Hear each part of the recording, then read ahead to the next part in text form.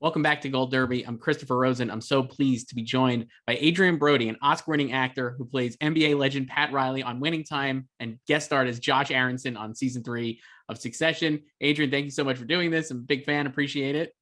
Thank you very much for having me. So I want to start with Winning Time. Obviously, I went back and was watching some of the series before we did this. It maybe seems offbeat to start at the very end, but I love you have this great scene with Quincy Isaiah as Magic Johnson in the finale, where Pat Riley, the Lakers coach or assistant coach at the time, is like tells him the Rookie of the Year vote 63-3 and kind of like really riles him up. It's such a great moment because if anybody knows the story of the Lakers, obviously the Pat Riley Magic Johnson relationship is key to the dynasty. I know Pat Riley still says like Magic Johnson is the greatest player he's ever seen.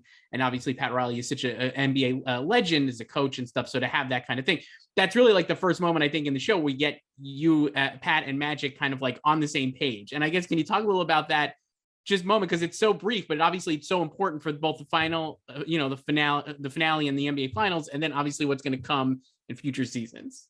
That's wonderful. And it's a really astute observation because I've been waiting. I know that connection and all the research I've done, and obviously knowing their history as well, but just how united they are. And, subsequently, I think it was a big part of Pat actually becoming coach later in life and hopefully in the story. His relationship with Magic and Magic really trusting Pat. And I think there lies the crux of that relationship. You need someone that you can trust and rely on to build you and get you out of whatever those limitations are. And we all need that. And we all strive with having someone in our life, a friend, a partner, a coach, a parent, to be able to give us perspective. And I think that's something that Pat does so well. But I love that moment because it's finding it's timing and honesty and using a negative result for a positive action, which also feels very Pat Riley, using Right. something, finding a way to combat adversity through, intellect and perseverance and timing. And that's, and it's just great. So it is a little bit in there, but it is a wonderful thing. And I love the way, because I had only seen it, I was super busy. I only caught up. We had a screening in LA and I only saw it there. And I saw how they pulled out all the diegetic sound and it created this wonderful moment out of that. And, it was when we were shooting it, that wasn't necessarily part of, we were just shooting through the thing and we're having that moment, but there's the constant cacophony of the sound around us. So that was really exciting how they even accentuated that. You do this great thing, and I'm assuming it's intentional, but it's the first. Also, you take your glasses off. Obviously, people know Pat Riley, slick back hair. Like I grew up as a Knicks fan, so I remember him as a Knicks coach, obviously. But also, like the Lakers, you think of him like Gordon Gekko hair, like snazzy suits. You're playing him here in his early like ascendancy, where he's got like the dorky outfits and the glasses, and you take your glasses off. And like there's in this scene, Magic walks back on the court, and you kind of put them back on. It almost felt like a superhero, like putting back on his disguise. And I was wondering, do you do that? Like, was that like something you actually thought of, where it's like, oh, we're getting a glimpse of a coach of what you will be as a coach, but like we have to go back to like the regular guy, Pat Riley. Yeah, that's great. Well, it's great the way you saw that, and I saw a bit of that too. It's kind of like Clark Kent putting back his shirt, whatever. But put back the spectacles. But it's to make a point. I think he was very conscious. I mean, there was this shift. I mean, it's an amazing transformation. And I think for fans of the sport and people who've known Pat Riley and appreciated his immense contribution to the game, there are diehard fans that know of what he looked like as a player and these early years in the Lakers, of course. But I think for a lot of people, it's a surprise to see him past that, right, that iconic look that he's had. And it's been really interesting to play with that. And as he finds his way, this is slowly kind of becoming more groomed, and you know, the two are going hand in hand. You know, it's kind of internal discovery. You mentioned that, obviously, I know, I'm sure you did a ton of research, and obviously it's based on the book by Jeff Pearlman and stuff. But like you said, like, people don't necessarily, fans, certainly diehard fans would know and stuff, but most people, if they think of Pat Riley, think of that like polished version of Pat. Does it free you up as a performer then to, when you're playing him in this stage of his career, like to be more, to take more creative license, I guess? Or how do you, like, did you feel like that was something that you were able to like explore further because you're not having to like strictly adhere to the vision people maybe have of him? Yes and no. It's interesting because when Adam McKay and the team approached me with this, and Max Borenstein and I spoke a lot about it, we discussed it, and I was I too was surprised by that, but I hadn't fully considered how long and what this transition would be like in an overall arc for the character, and how that affects the man, and also the state of mind. I think it was surprising to me, and it's a very relatable moment of major transition in a man's life, of finding himself kind of out to sea and not really knowing how to get back to what he knows and loves, and there were obstacles, and that transition for an athlete, you know, happens in other ways to all of us, in other ways, you know. And I think that was it. To your point, I think it freed me to some extent, but was a new challenge, because I think it's better, and it's much more interesting, and it's just much more interesting to watch a man climb up from something that you didn't even know about him.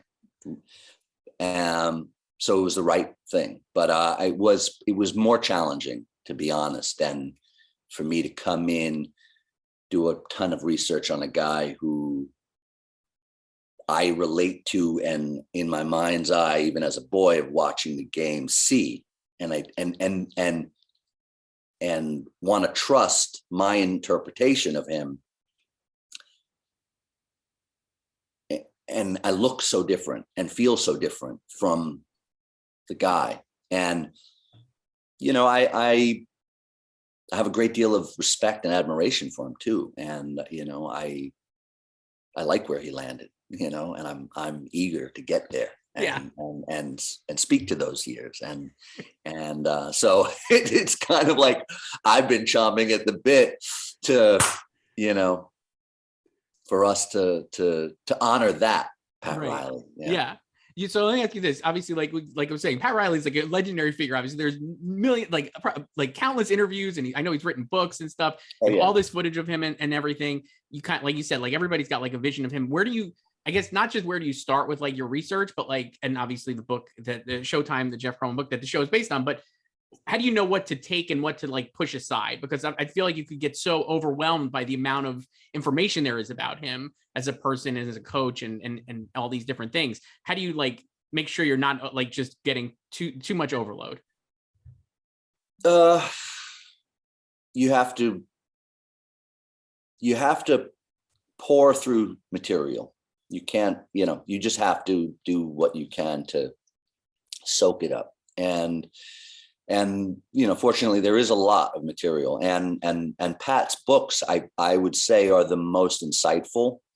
Whether that comes across directly in an exact interpretation of the scripted material that's given to me for me to interpret, yes and no in certain moments, but it is hugely anchoring in an internal relationship with the man that I'm to become and understand. And I find his books actually really enlightening. I think he has a lot of really wonderful, accessible anecdotes about about life and finding your way and being a team player and a selfishness that is human nature and befalls many people, but actors, I would say, because actors are given, you're either fully in obscurity and given no love, or you're given quite a bit of reign to, be appreciated and space. And within that, you have to honor the team component of what making a project is, which is everyone's collaborative spirit. And I understand this implicitly as I've produced and I've directed commercials, but I've worked on the other side as well. And I when I see an actor behave in a way that I go, wow, that's how they perceive an actor to be. I really am conscious of that and trying to come to the table with a huge sense of accountability for holding up what we all are there to do. Right. You meant and, that, yeah. And he inspires that a lot in his work, in his writing. So I think you get that great in the show and too. Players, I'm sorry, but the parallel is that Players and a star player is very similar to that. Mm-hmm. Getting a lot of love, but still needs to go beyond himself and work to this collaborative spirit and hold each other up.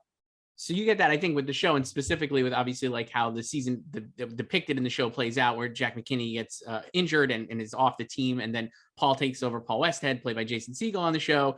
And like when he comes back, there's tension there, and Pat obviously is pushing for them to keep their jobs, which maybe seems selfish on first glance, but you're actually like, no, that's best for the team because you guys have put together a real cohesive unit, and like the team is playing well, and they actually are playing like a team, whereas they weren't necessarily as much of a team when Jack was there, just because of the nature of how it played out. But I guess, can you talk then a little about like playing those scenes with Jason? Because I feel like Paul is so loyal to Jack, obviously, in the show.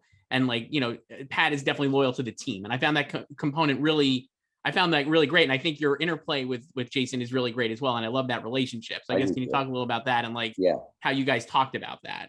Yeah. I mean, ultimately, sports are much more black and white than most jobs, right? You either win or you lose, and it's brutal, and that's something that's so exciting about sports. And there's the whole human drama and other components all swirling about, but each person there is really trying to make it. And Pat knows that he's got a responsibility, not only to himself and for all that he aspires to have and all that he has not achieved and all that his father had not achieved that he lives with, but all the young men on this team that have that same dream and hope. And it's self-serving, but at the same time, it's an understanding that you may be friends and want to do the right thing in this situation, but this opportunity is fleeting and will go away and will go the wrong way. And you have to fight right now to keep it. And it's a battle of your conscience in a way as well, that you're what is the right thing to do. But ultimately, there is a clarity of and a kind of clear mindedness that Riley has in that moment that's really fierce and admirable. And he breaks through to Westhead, but I love the dynamic of the two of them. I love working with Jason Segel as well. He's a wonderful actor and he's very generous and very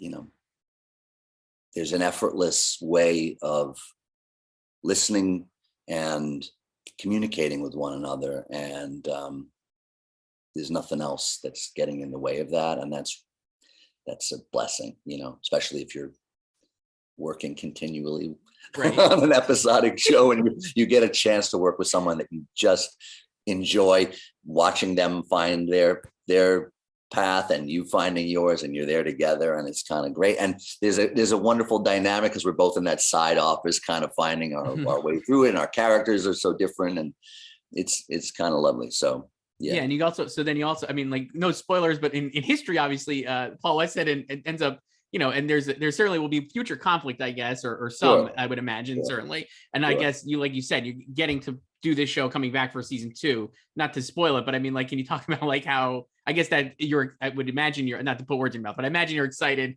about having to get to explore that relationship, perhaps in a different frame of light for season 2. Yeah, I'm so excited about that aspect and many others, but I just, I'm also excited to be a part of something that is that so many people are connecting to. I can't tell you. I mean, you know, I've been doing this for a very long time, and like so many people see the show and love the show and love the game, and it's very exciting to be a part of something that catches with people and speaks to them. And, you know, it's a challenge. You know, mostly I've done independent films in my lifetime, and those speak to the handful of people that see those movies, but not on a much wider level. When people can tune into something like this, it's amazing. And it's very exciting. So yeah, I'm really very much looking forward to it. And, you know, it's a lot is unknown to me as well still. So I can't wait. I can't wait to find out where and when things happen, because there's a lot that has to happen. And it's really juicy stuff, like we saying. Like, I mean, like the Lakers dynasty, rise of the dynasty gets like really good in these years, and there's a lot of meaty material, I think, for the show to tap into. So that'll be a lot of fun. You have, so you talk about this show, obviously Winning Time was a big hit and it kept growing in audience every week. You're also on Succession for this season, season 3. You played Josh Aaronson in an episode. I think you were in 2 episodes, but I think the second one was little, like you were just sitting in the shareholders. It was just a little bit. Yeah, it was never anything more than that. I wasn't allowed to really say anything, but So Succession, obviously humongous hit as well. People like really love talking about that show. I was rewatching that. Josh Aaronson is your character. He's just so sinister and inscrutable. And I guess, how much did you think when you were playing it, you don't really know, he's just, everything is so coded almost, and like, you know, what angle he's taking, and the way he kind of changes between how he's talking to Kendall and how he's talking to Logan. Can you just talk about how you thought of the character from that perspective, and how much you kind of leaned into thinking of him in a sinister fashion, I guess, for lack of a better word? Yeah. I can see seeing him in a sinister way. I definitely did not lean into the sinister aspect. It's within it. It's all within the stakes and the level of control that he exudes and the power that he exudes, and reinforces in those moments. That's where it feels sinister. But really, it's a, you know, as cliche as it is, but it is a game of chess with these guys. And he's thought things through to ensure that he maintains his position of power. And it is all about power. And, you know, the fun aspect of playing Josh Aaronson on Succession is that we've looked at this family with we've revered them and feared them and found them there, but they've reigned supreme. And then here comes this unexpected, this moment where this guy comes in and he's layered up in all these kind of, outdoorsy vibe. And all of that too was part of something that I spoke with the costume department, but I wanted him to feel that there's going to be potentially inclement weather and there's going to be all these things. And I wanted him prepared for the elements and wearing his hiking shoes and everything. Whereas he knew he was going to take them on this trip, and they assumed, fine, they'll acquiesce and come have a meeting with him, but they thought they're going to sit down and have a coffee, a bite to eat, and conclude their business and get back on a plane. And they're in their dress shoes and, leather soled shoes, and he's ready and using that to his advantage. And so there are all these elements of that I wanted to be a part of how this man thought ahead. And, and he was really not doing it maliciously anyway. This was all a matter of, it was discovery. It was trying to figure out who was bullshitting and the extent of it, and can his investment do all right? And it's really what it comes down to. But because it's so kind of clinical, as he kind of dissects them, that is where it feels sinister. But it's really just a man's mind who's in a position of power, who has a tremendous amount of wealth and control, outsmarting and figuring things out, where we, as normal people, human beings with emotions, sit back and go, holy shit, what is that? What on earth are we watching? Right. And that's so exciting. And to be able to rein that in and condense that in an episode is so great. And they did such a wonderful job. I think they're so brilliant. The writing on that show is so good. And getting to play with those guys, and they're just immense talents. The acting on that show, it's something I feel really privileged to have had a chance to get on that show. I love the show, and to work in New York on something that's amazing is such a blessing. Yeah, it's really an incredible show. I guess you mentioned like getting the acting. That is such a great moment, obviously, for Jeremy and Brian, very acclaimed actors on each of them in their own right. Jeremy, obviously, an Emmy winner for the show as well. I guess, like, how is it like getting in the mix with them? Because I think in the show, I mean, I don't know how they shot it, but that's the first scene that we see Kendall and Logan together again. So, I mean, like, what is that like? Like, they're obviously I don't want to get into like the methodness of it at all, but okay, good. Like, yeah. Okay. But I just think it's like interesting. Like, that's like such a fraught moment, I guess, for the show. I guess, what was it like to have you in there in that scene? I just found that so great. Cause I'm like, as a viewer, you're waiting for that moment, right? Like them coming back together. And so like, it's so cool that you're in that scene with them. I guess, what was that like? I mean, especially someone who watched it. Yeah, well, I jumped in not knowing how much builds up to that for everyone, and so I'm just excited to come and like let's hash this out. Let's go to work, and I know that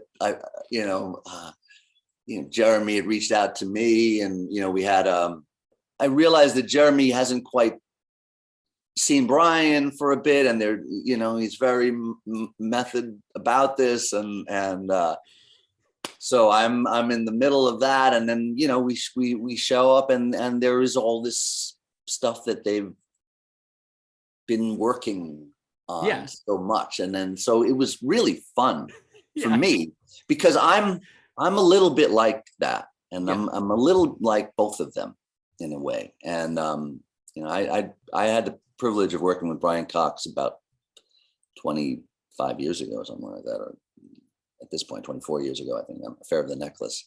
Oh, nice. And but they're both such great actors, and they were so fun to collaborate with. They were really generous, and they're really generous with each other, but it was interesting to see the approach, and the level of commitment that is given to depicting those characters, I thought was really it was nice. It was nice to be on the inside of it and see it. Yeah, that's really cool. Because I'm a fan, right, and so it was like I got to like peer in and see how this whole thing is working, and that is also what my character is doing. So it was like life imitating art.